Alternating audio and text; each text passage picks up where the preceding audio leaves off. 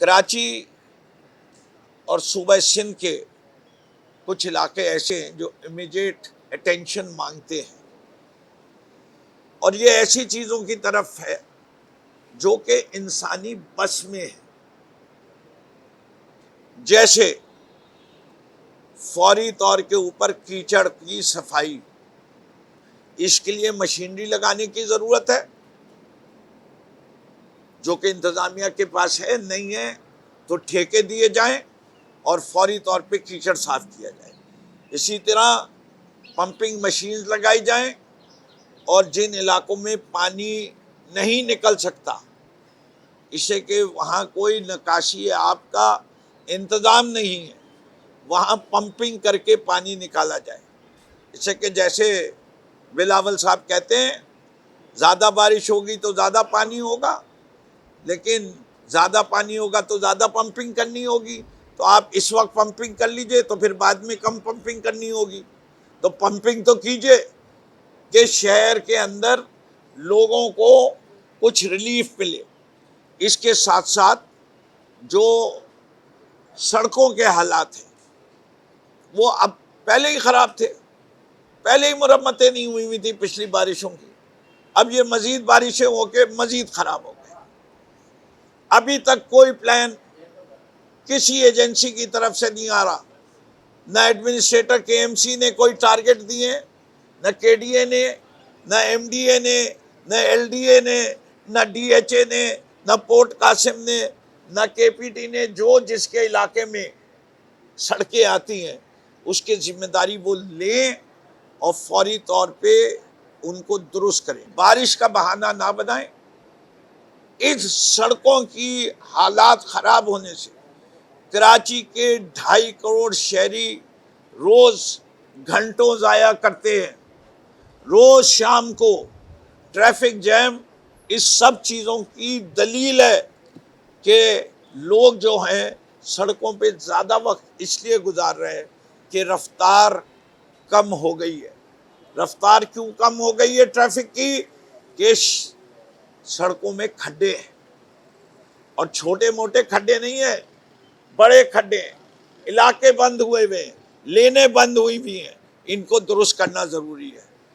تو ہم ڈیمانڈ کرتے ہیں فوری طور پہ سندھ گورنمنٹ سے، لوکل گورنمنٹ کے منسٹر سے، کہ ایمرجنسی رین ریلیف فنڈز ریلیز کیے جائیں اور عوام کے ساتھ شیئر کیا جائے کہ یہ جو مسائل، جس کے اندر مچھروں کے خلاف اسپرے روزانہ کی بنیاد سے ہفتہ وار ہونا چاہیے علاقوں میں کہ بیماری نہ پھیلے۔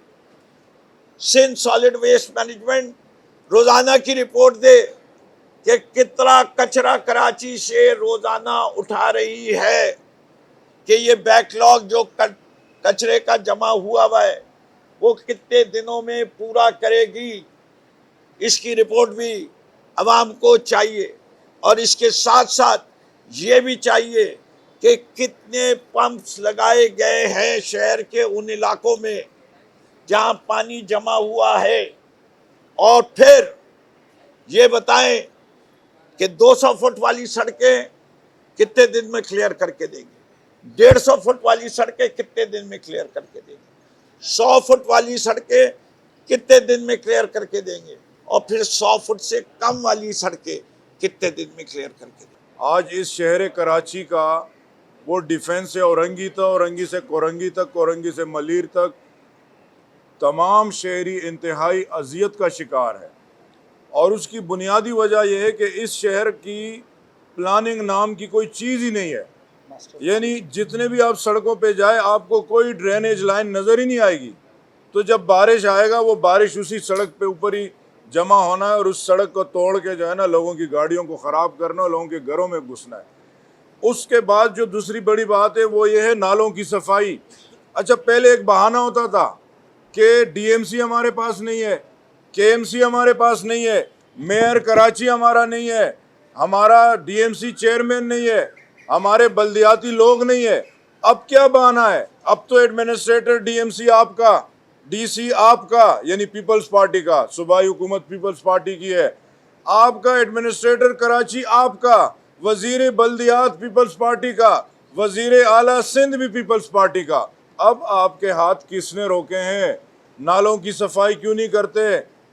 سڑکوں کی مرمت کیوں نہیں کرتے؟ سڑکوں کے ساتھ ڈرینیج لائنیں کیوں نہیں بناتے؟ کچرا کیوں نہیں اٹھایا جاتا؟ سپرے کیوں نہیں کیا جاتا؟